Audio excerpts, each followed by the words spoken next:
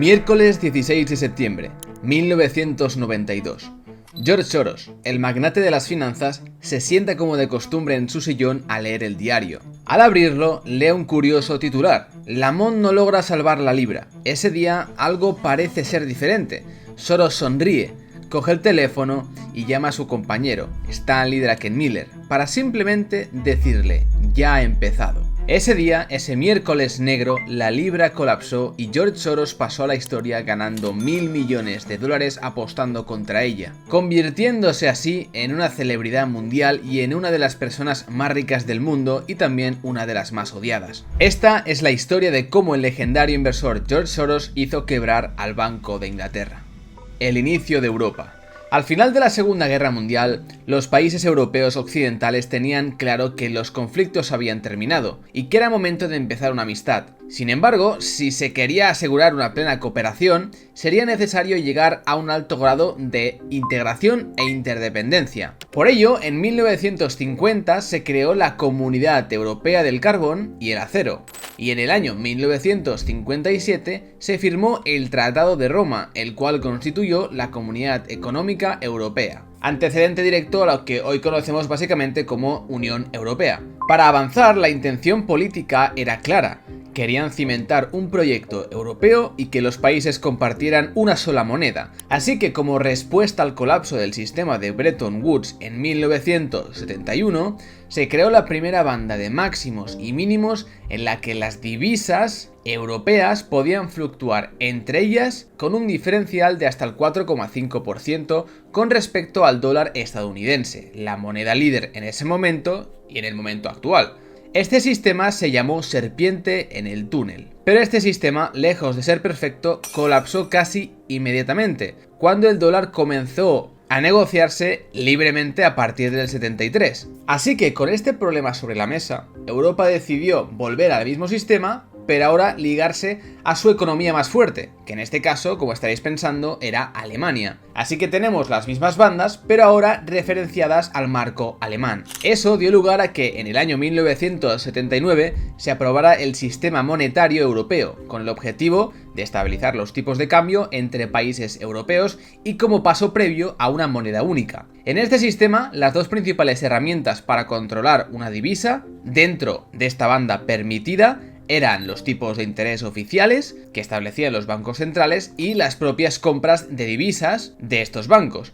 Así, si por ejemplo la peseta española de esa época alcanzaba la banda inferior con respecto al marco alemán, el Banco de España compraría pesetas y si hiciera falta también subiría los tipos de interés oficiales que pagaba por el dinero para defender aún más la peseta. Y al contrario, si una divisa empezaba a ser muy fuerte, esto forzaría la venta de la divisa por parte del Banco Central y tendría que bajar los tipos para hacerla menos atractiva. Aquí se pueden observar los regímenes de divisa de los miembros europeos en este sistema llamado Exchange Rate Mechanism o ERM. A pesar de que el sistema ERM funcionó al principio a partir de 1979, hubo una economía, de hecho de las más fuertes dentro de la Comunidad Europea, que decidió quedarse fuera, y era el Reino Unido. Sin embargo, la debilidad económica del Reino Unido y una muy alta inflación a finales de los años 80 debilitó su posición. Por poner un ejemplo, en septiembre de 1990, su inflación era del 9,12%, cuando la de Alemania apenas era del 2,97%. Para cuando por fin el Reino Unido ingresó en el sistema ERM, la economía británica ya estaba entrando en una recesión, al igual que muchas otras economías occidentales. En medio de una recesión, la política tradicional que siempre vemos es una bajada de los tipos de interés por parte del Banco Central, para estimular a la economía. Algo que por ejemplo hemos visto en 2008 o en 2020. Sin embargo, por otro lado, cuando recortas los tipos de interés, también puedes debilitar a tu divisa. Y ahora que el Reino Unido había entrado en el sistema ERM y su principal objetivo era mantenerse dentro de esas bandas, pues se veía en una posición muy complicada. Así, entre 1990 y 1992, aparte de mantener los tipos de interés demasiado altos para su situación económica, se realizaron compras masivas de libras para defender la divisa, haciendo uso de las reservas de moneda extranjera, como por ejemplo del marco alemán. Y todo esto se empezaba a complicar, pero no os preocupéis porque solo acaba de empezar. En ese momento el Banco Central alemán, el Bundesbank, que además era el banco central de referencia en el sistema ERM, se encontraba practicando una política de subidas de tipos de interés, con el objetivo de frenar la inflación tras la caída del muro de Berlín. Por lo tanto, tenemos un conflicto, tenemos por un lado al Reino Unido, que acaba de entrar en el sistema ERM y que no puede bajar los tipos de interés aunque quiera para no salirse de las bandas, y luego tenemos a la economía líder en ese momento que lidera estas bandas, que es Alemania, que necesita, por el contrario, una política monetaria restrictiva y aumentar los tipos de interés. La jugada de Soros.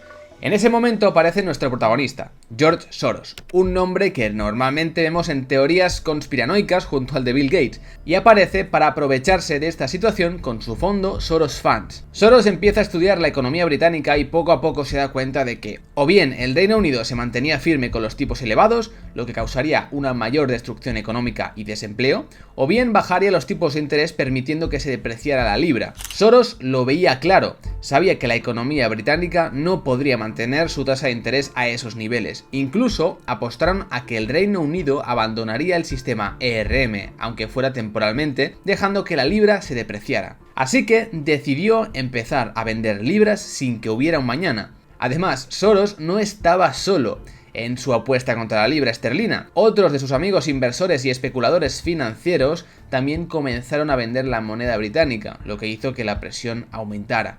Durante ese verano del 92, la presión también se había incrementado contra otras divisas europeas en dificultades, lo que incluía, como no, la peseta española y la lira italiana.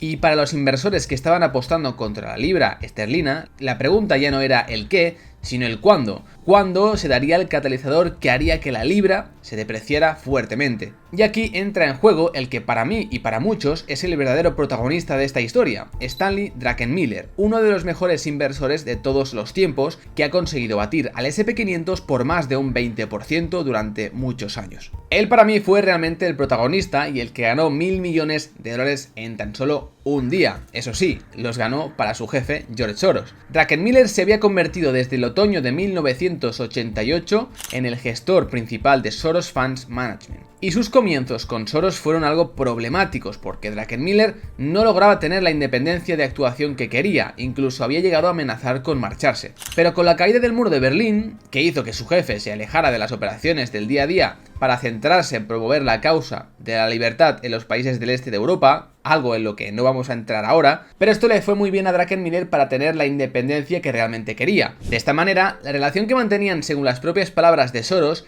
era como la de un jugador y un entrenador, estando Druckenmiller al mando e ideando todas las operaciones y Soros simplemente aconsejando y ejecutando. Para el verano de 1992, Druckenmiller era consciente de esta situación en el mercado de divisas europeo y ya había tomado algunas posiciones bajistas contra la libra. Para finales de agosto, de hecho, Druckenmiller ya mantenía una posición por valor de 1.500 millones, que no es poco. Ahora bien, había un factor, una variable que haría que el Reino Unido pudiera salir impune de esa situación, y era si el Bundesbank, el Banco de Alemania, finalmente decidía bajar los tipos de interés, ya que así aliviaría esa presión de las demás divisas. Es decir, que Alemania estaría cediendo en su misión principal y única de contener la inflación para salvar a los demás países en debilidad. ¿Qué creéis que pasó? ¿Iban los alemanes a pagar los errores de los más débiles?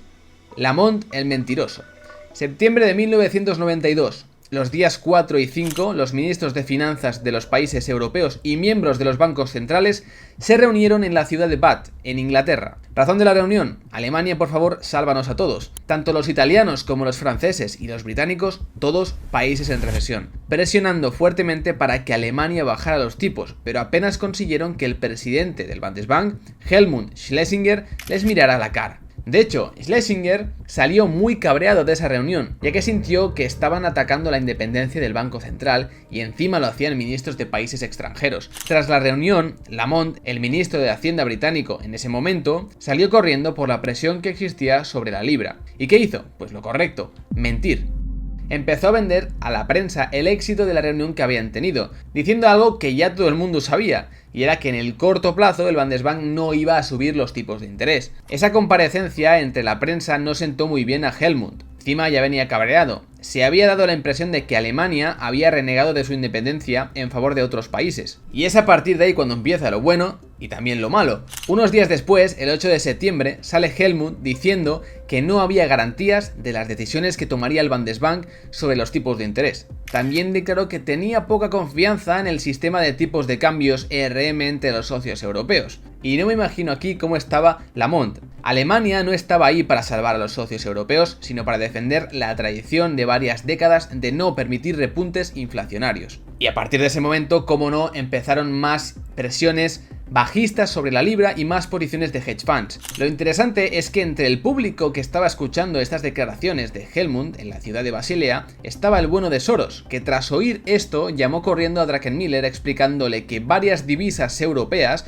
incluyendo la lira italiana, también se encontraban en una situación límite e iban a depreciarse con fuerza. Así que ya que estaban, Druckenmiller vendió masivamente la lira italiana, una posición que se sumó a la de la libra esterlina. Unos días después pasaron a estudiar cuál era el límite que tenía el Banco de Inglaterra para defender la libra, llegando a la conclusión de que sus reservas, el punto en el que el Banco de Inglaterra ya no podría comprar más libras, era de solo 44.000 millones de dólares. En el mejor de los casos, se podrían sumar unos 10.000 millones más a esa cantidad, teniendo en cuenta el anuncio que había hecho el Banco de Inglaterra de que podían endeudarse para defender su divisa. Pero tened en cuenta que esta cantidad les pareció irrisoria a Soros y Druckenmiller, ya que solo su hedge fund podría dar contrapartida al 25% de esa cantidad. El día 8, el marco finlandés, que no era ni parte del ERM, cayó un 15%. El viernes 11 de septiembre, la lira italiana cayó por debajo de la banda inferior que permitía el ERM, a pesar de haber subido los tipos de interés hasta el 15%